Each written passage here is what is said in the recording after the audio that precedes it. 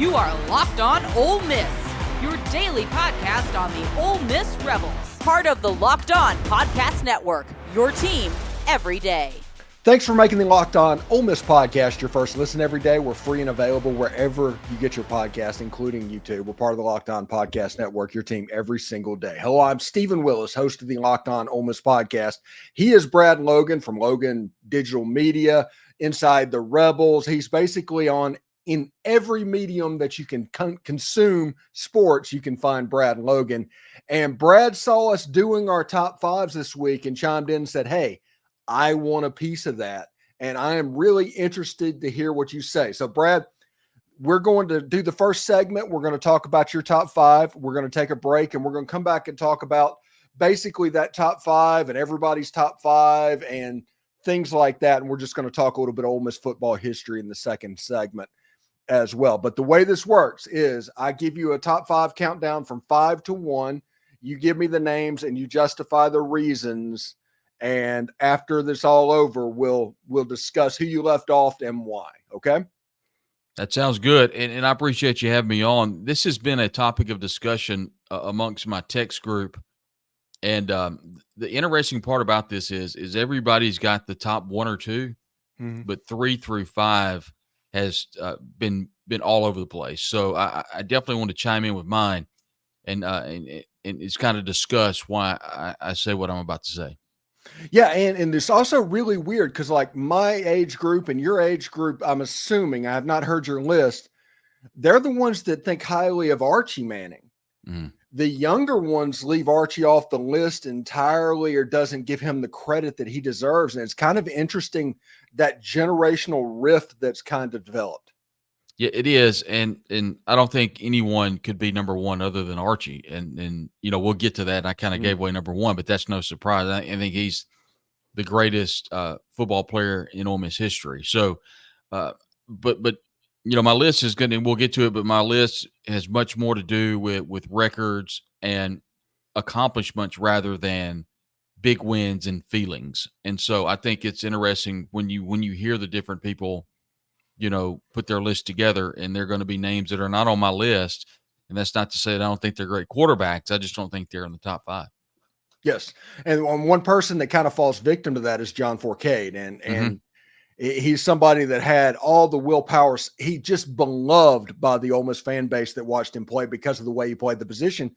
He's not coming up in these top 5 lists because he played under Steve Sloan and they didn't win many football games. And whenever you look back at it, that happened. So without further ado, let's get started. Okay, the top 5 quarterbacks in Ole Miss football history, number 5.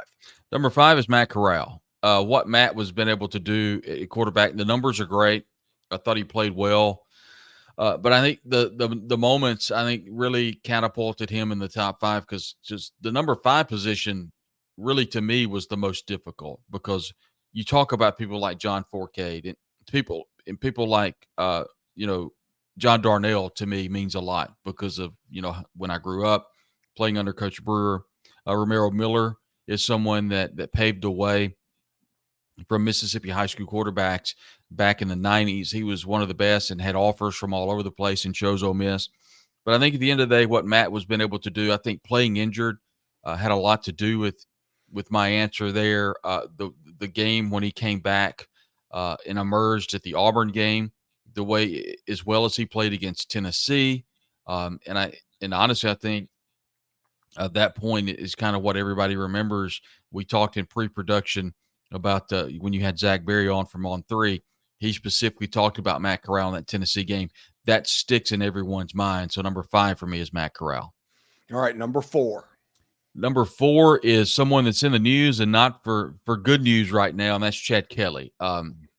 Chad Kelly, I think anyone that can hoist a Sugar Bowl trophy up and is a large reason why that trophy was hoisted alongside Laquan Treadwell deserves to be on this list. And the numbers that Chad Kelly produced at Ole Miss are second to none. I think he is one of the best to ever wear the uniform for Ole Miss, specifically from a statistical standpoint. But the mending between he and Hugh Freeze and how well they put an offense together on the field in that wonderful, magical season to the Sugar Bowl has me at number 4 with Chad Kelly. Number three. Number three, and this is where it's going to surprise a lot of people, is Eli Manning. Eli Manning is one of the best to ever wear the uniform. He's got his number retired, and we could go through all the accolades, the big Cotton Bowl wins, the rivalry wins over LSU, Mississippi State, the dominance over Alabama, and obviously what he did when he went to the New York Giants and winning 2 Super Bowls and 2 Super Bowl MVPs. So number three is one of the greatest to ever wear the uniform, and that's Eli Manning. Number two. This person has not been on the list, and this is why I wanted to be on the show, and because the banter back and forth, the name has not been mentioned, and that is number two is Jake Gibbs. The reason I put Jake Gibbs number two, Stephen, is the 1960 national championship. He had a huge year. He led Ole Miss to a 10-0-1 record. They won the 1961 Sugar Bowl, beating Rice 14-6. Coach Gibbs scored both touchdowns, and he was named to the 1960 college football All-American team and then SEC Player of the Year. Now, a lot of people don't remember all that, and I get that. And I think you start talking about Chuck and Charlie Connerly. I mean, there's some quarterbacks that played under Coach Vaught that were incredible, but out of that group, what Coach Gibbs did, and you can even date back to the 58 LSU game to where when he played tremendous, but it was a Billy Cannon run that catapulted LSU to that national championship. But I think that 1960 season was one of the best teams Coach Vaught put out there, and they had the one tie that year. I think Jay Gibbs was one of the best to ever wear the uniform, and I just don't think you can leave a national championship quarterback off this list. What he did outside of football was great. What he did with a baseball program playing for the Yankees really has nothing to do with this list. I just think it's interesting just how great of an athlete he was. But number two is Jake Gibbs. Number one. And number one is Archie Manning. Archie Manning is the statesman of Ole Miss football. He's one of, or if not the greatest to ever do it, the numbers back it up. And Archie, the accolades speak for themselves. Easily number one on the list. So this is where I come from, and the younger people, I understand, they're going to be a little bit different, but the generational divide, I was born a little bit after Coach Vaught. So just so everybody knows, that's what's going on. I think that Coach John Vaught had one quarterback that would be successful in modern college football. And whenever I look at greatest quarterbacks all time, I'm not talking about most successful quarterbacks of all time, or else somebody like Jake Gibbs absolutely would be on that list for me. But whenever I look at players all time, I'm kind of fitting them into this modern paradigm. And Archie Manning, by the way, absolutely. He was Johnny Manziel before Johnny Manziel. He would absolutely thrive in this. But I don't know if Jake Gibbs or Glenn Griffin or even Charlie Connerly, 20 years after the invention of the forward pass, would have that level of success in modern football. But that's not to say they're not really, really great quarterbacks. I just wanted to talk about what my mindset was whenever I put that's my very list fair. out there. Yeah, because Coach Gibbs did not throw the football very much. I mean, he ran it pretty much exclusively.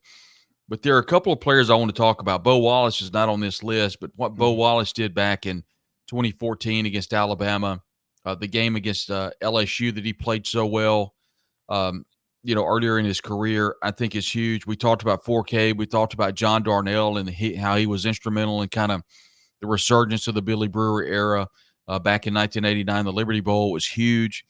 I just don't think you can say enough about Romero Miller and what he was able to do. And, I don't know that he broke any stereotypes. Chris Osgood was an African-American quarterback that played in the early. He was blind in one eye that nobody knew about in the late to mid to late 1980s. But what Romero did, one of the first super successful African-American quarterbacks at Ole Miss. But that doesn't define him at all. I mean, he was a great quarterback, and what he was able to do in his time at Ole Miss and breaking all kinds of records. And he was an incredible quarterback at Shannon High School. Once again, had a ton of offers and chose Ole Miss. I thought it was really good. And here's a name it wasn't just hugely successful. But Stephen, I think it's important to talk about Jordan Ta'amu. And why I say that is he's had a great career after Ole Miss in the professional ranks, in whatever league he's playing in. UFL, DC Okay. Defenders. But he's had a great post career. So has Jeremiah Masoli, who played under Coach Houston Nutt. And He's also up in Canada, I think. And Jevin Sneed, rest in peace, Jevin, had a great 1 or 2 year run under Houston. But, there's been some great quarterbacks, and I think Ta'amu is one of those. But all we can do is 5, and that's kind of the reason I did those top 5 quarterbacks. But there's been some really good quarterbacks over the last 50, 60 years at Ole Miss. Yes, and we will continue to talk about kind of the history of Ole Miss and what's going on whenever we come back from break. But right now, I do want to let you know that Gametime is the authorized ticket marketplace of the NBA. It makes getting playoff tickets even easier and faster. Prices on Gametime, their app, actually go down the closer it gets to tip off. And with killer last minute deals, all in prices, views from your seat, and their lowest price guarantee, Gametime takes the guesswork out of buying NBA tickets. They have the lowest price guarantee. They have event cancellation protection, job loss protection, etc. Take the guesswork out of buying NBA tickets with Gametime. Download the Gametime app, create an account, and use code LOCKEDONCollege for $20 off your first purchase. Terms apply. Again, create an account and redeem code LOCKEDONCOLLEGE for $20 off. Download Gametime app today. It's the last minute tickets, lowest price guaranteed. Passion, drive, and patience, the formula for winning championships, is also what keeps your ride or die alive. eBay Motors has everything you need to maintain your vehicle and level it up to peak performance, from superchargers to roof racks, exhaust kits, LED headlights, and more. Whether you're into speed, power, or style, eBay Motors has got you covered. And with over 122 million parts for your number one ride or die, you'll always find exactly what you're looking for. And with eBay's Guaranteed Fit, your part is guaranteed to fit your ride every time, or your money back. Because with eBay Motors, you're burning rubber, not cash. With all the parts you need and the prices you want, it is easy to make your car the MVP and bring home some huge wins. Keep your ride or die alive at ebaymotors.com. Eligible items only. Exclusions apply. eBay's Guaranteed Fit is only available to U.S. customers. Are you watching Fox Sports or ESPN on your TV all day and you have to turn down the volume with all of that screaming and shouting? Make the switch to Locked On Sports today. It's a free 24/7 sports streaming channel programmed for you each and every single day to bring you the biggest stories without all of that screaming. Locked On Sports Today brings you can't-miss analysis, opinions, news, streaming 24/7 on YouTube or the free Amazon Fire TV channels app, part of the Locked On Podcast Network, your team every day. All right, Brad. So we talked about the top 5 and everything. We went over that list as well. And I think it's interesting. Bo Wallace did not make the list for you. Jaxson Dart did not make the list. We've seen a lot of Jaxson Dart on there as well whenever I've done these lists. What kept Jaxson Dart off of that list? Because if we're going to be real about this, Jaxson Dart is a home playoff win or a home playoff game away from being number 1 on that list. He is, and I think he very easily could have been number 4 or 5 on this list. And, what he's been able to do in his short time at Ole Miss, Outback Bowl. Was he the quarterback of the Outback Bowl? That was correct. Yeah, that was correct. Yeah, okay, I'm sorry. Yeah, he was the Texas Bowl. You're thinking of the Texas Bowl. Yeah, and of course they didn't win that game. But what I meant to say was the Peach Bowl, winning the Access Bowl. But what you said is he is a win away. He hasn't won it yet. He hasn't got the playoff win yet. He hasn't won a possible national championship, the first one since 1960, 2? Yes. Yeah, the perfect season was the last one. I think there's a great chance that he could do all that. And by the way, if he does that, he probably catapults to number 3 or number 2. He probably catapult. Does he catapult? Okay. Since we're doing hypotheticals. Yeah. Let's do hypotheticals. Let's do it. Right now, I don't think he's on the list, my list. Okay. But I think he's a great quarterback, and he's done some wonderful things. And I think there's an argument to be made that he should be above Matt Corral right now. I'm I'm not ready to put him there yet. Let's just say hypothetically that Ole Miss hosts a playoff game. They beat Notre Dame. They go on the road and lose to Ohio State. Is he on the list then? Yes, me? he's number absolutely. one. Yeah, if Ole Miss hosts a playoff game, I think that's the floor. That's statue land for Jaxson Dart, because at that point he will be the winningest quarterback in Ole Miss football history. He will likely own every single quarterbacking record with the exception of passing touchdowns. He's going to let Eli keep that one, it seems like. It's going to be hard to get that. He needs like 45 this year to catch Eli there. And running quarterback, he's already, I think, the leading all-time rushing quarterback in Ole Miss history. I mean, all the numbers are going to point to the fact that he is the greatest. Ole Miss will have the greatest game in the history of the university played on their campus in a playoff game. Whether Ole Miss wins or loses that game, Jaxson Dart did that, and he gets all the credit for recruiting this team. So if this team is hyper successful, he's going to get the credit for it, not Lane Kiffin. So you're looking at 11-1, or at the floor 10-2 or 12-0, hosting a playoff game, win or lose. He catapults Archie in your mind? Yes. Okay. Yeah. Because Ole Miss football going into the season, I did a show on Friday about this, about how Lane Kiffin made Ole Miss football elite, essentially, and how he did it. And this is the first time since pre-integration, Ole Miss football has been in this level of a dominant situation. Yes. And Jaxson Dart becoming the face of that, there's a chance that for him to do something, because this season, the last time that Ole Miss had a season like this for a quarterback was 1970 in Archie, the year he broke his arm. Now that one didn't work out the way everybody all hoped, but this is the same type of year for Jaxson Dart potentially that Archie had way back 50 years ago. So hypothetically, how is he number 2 on the list in front of Eli? How does he get in front of Eli? 10-2. Well, he's already got the Access Bowl win. He's got a better win than Eli Manning ever had. Eli gets credit because he raised the level of the 2003 team, and they got 7 SEC wins. They did not go to Atlanta, but there's no other quarterback that in Ole Miss history has gotten 7 SEC wins. And that's a big deal, especially in the 21st century of SEC football, when Ole Miss has kind of been down, working their way back up. This was pre-Hugh Freeze and all of that. Eli gets all of the credit for that because he raised the level of the players playing around him. Now, Mike Espy and Tay Biddle and Kerry Johnson and Doug Buckles and all that, they were good football players. They really were. I'm not trying to say they're bad football players, but they're not at the level when Ole Miss started getting players like Laquan Treadwell and Laramie Tunsil and that. There's a different surrounding cast for the quarterbacks post Hugh Freeze as before Hugh Freeze, and Eli gets credit for that. And Archie gets the cultural phenomenon. You have all of the talent and everything going on, but the cultural phenomenon that kind of followed him around is the reason he has staying power. Honestly, that's the reason they have Manning Way, is because of that cultural phenomena. Because if you look at Archie's numbers, football hasn't caught up to what the skill set was for Archie Manning at that point. You could tell when you look at the stats, you're like, I just don't understand this. But that's not the story with Archie Manning. The story for Archie Manning was him maximizing inside kind of football 2.0. And here's this thing that was just completely different. Archie Manning could have landed in 2008 and been Tim Tebow.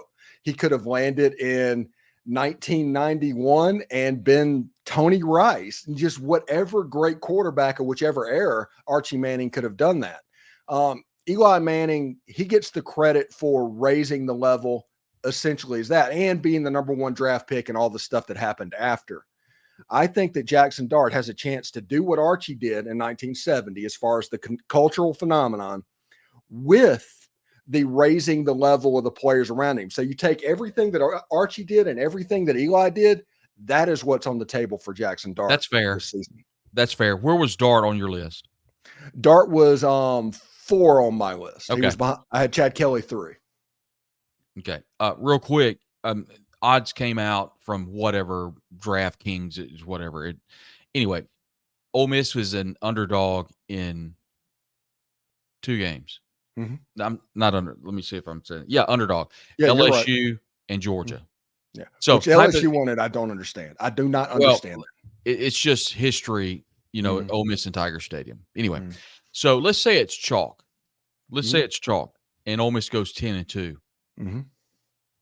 Is Ole Miss in a better – does Ole Miss – would it be better – where does Ole Miss fit into the playoff picture at 10-2 right now on May the 10th?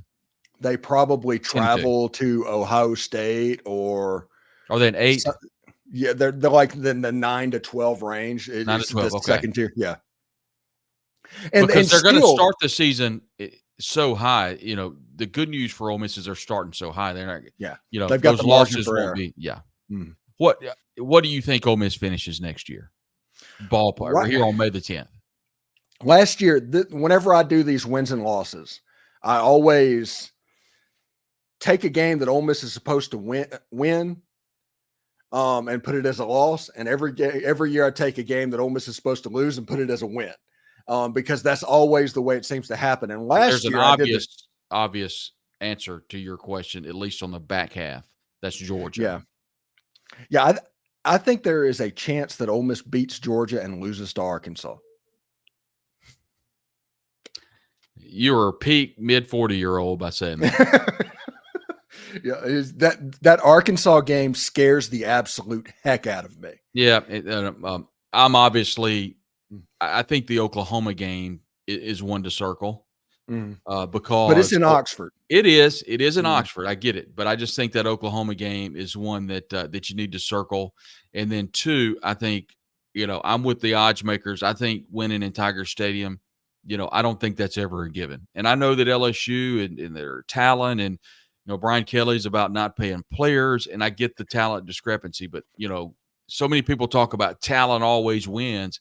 We saw that last year with Ole Miss and Georgia. We heard Lane Kiffin talk about how he needed to coach better and Ole Miss needed better players. I get that. Ole Miss is stocked and has a loaded roster, but that LSU game always kind of makes you wonder. And, Steven, I'm going to say this, and people have said I'm crazy, and that's okay. I've been called worse. There's another game that very much could be a trap on the schedule, and it's not Florida. It's South Carolina and Columbia. Bill Flowers said that was the hardest place that he played. Yeah.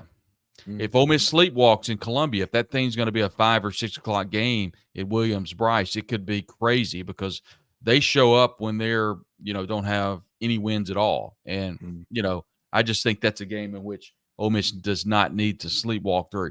Now, there are going to be others that pop up, but very interesting games. I think people are chalking up as wins. I'm not sure that's convenient to do that right now. There's a lot of water to pass under the bridge. I know, but this is also talking season. So if anybody we got 2 months of that to come up. I think it will be very interesting. Like I said, that Arkansas game just scares the heck out of me. I'm not necessarily worried about Oklahoma because they have a young quarterback. That place is going to kind of be a zoo because you have a blue blood like Oklahoma coming into your building. Lane Kiffin can sell that, even though Oklahoma might not be a top 25 or a 20 to 25 level team. We'll see. I know that Georgia game has a chance to be good, but I think Ole Miss will be the 7 o'clock ABC game next year because that's going to be the new 2:30 CBS, the 7 o'clock ABC game. And I see Ole Miss playing in that game probably 3 times next season. In Georgia, Tiger Stadium, LSU, and Oklahoma, and Georgia. Mm-hmm. And those will be 3 games. So the old 2:30 CBS game that was everybody circled on their calendar is now going to be the 7 o'clock ABC game. Mm-hmm. And the problem for that is LSU that night is going to be an absolute zoo.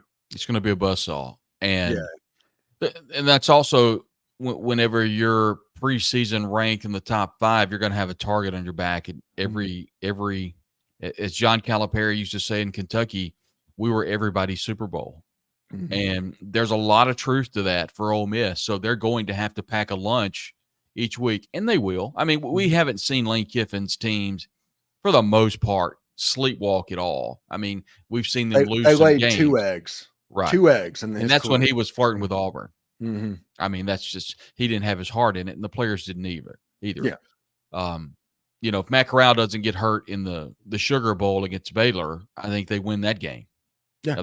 I think they were eventually going to figure out that Baylor defense. Ron Roberts had one of the best defenses I've seen in person. He did the same thing when he was at Auburn last year too. Yeah. They had a good plan against Ole Miss that night. Really did. And Ole Miss just out-talented Auburn. And I think that's what they'll do next year. There are going to be some games in which they're not playing well. Maybe it's Kentucky. Maybe it's Oklahoma.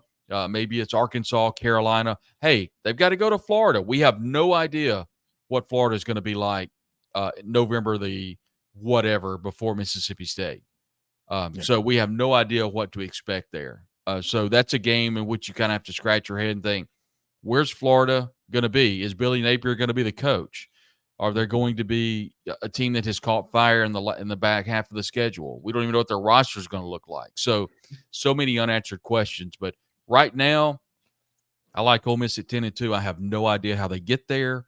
I do think there are going to be some losses, but I do think they beat Georgia at home and the biggest win in the history of the program. So if that means anything.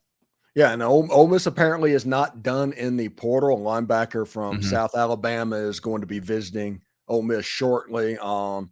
That kind of makes sense whenever you hear the rumors that Suntarine Perkins and TJ Dudley, they're spending time in that jack position, that rush in. A second linebacker kind of makes a little bit of sense now there. You and I have had conversations with Chris Paul, who is Poohpaw's dad, and talk about an advocate for the university. He's been great. And fantastic man. Super guy, great family. What's interesting to me is just how good Poohpaw is. And, when Ole Miss got him, I thought, he had really good numbers. I don't remember him a lot. I remember him having a good game against Ole Miss, but I don't remember him a ton. And I went back and watched some film on him, and he's really good. And so, we saw Dudley. I mean, my goodness, he is in the Peach Bowl just out of nowhere. Yeah, it's so good. I took a picture and put that on Twitter/X, and it went nuts. And everybody said, "Who is that?" I said, "Man, that's TJ Dudley," and he looks like a rock star with a uniform on. So you start thinking about how deep they are. They're 3 deep at some positions, and that's just rolling them out every 2 downs. I mean, that's just absurd. And so, I get it.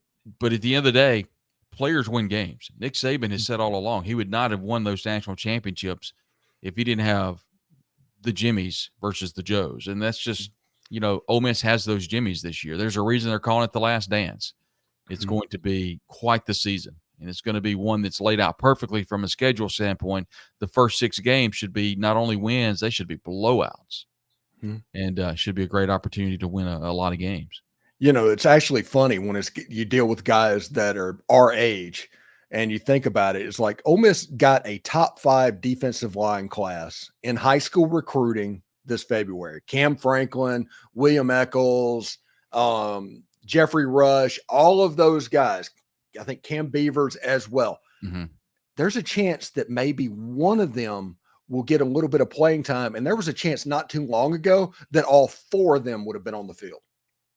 Yeah, but it's a really good opportunity for them to get in and learn from Randall Joyner, who's one of the best out there and has been recruiting lights out. But I think not only recruiting the portal has been huge, but what Lane Kiffin, Pete Golding, Charlie Weiss Jr., what they've done so well this year is recruiting their own roster back. And, only having the defection of Quinshon Judkins for the most part, everyone else is coming back. I mean, when you look at players that are getting to the portal and you're like, who is that? That's a good thing if you're an Ole Miss fan.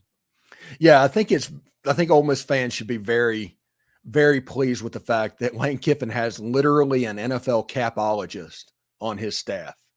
They look at this roster a little bit differently, and they do a good job of retaining and how they're doing it. Like if Quinshon Judkins' number was a little bit lower and he wasn't doing all that, he would still be there. But the way that Ole Miss attacks retaining players, it's fantastic. It's like a red line.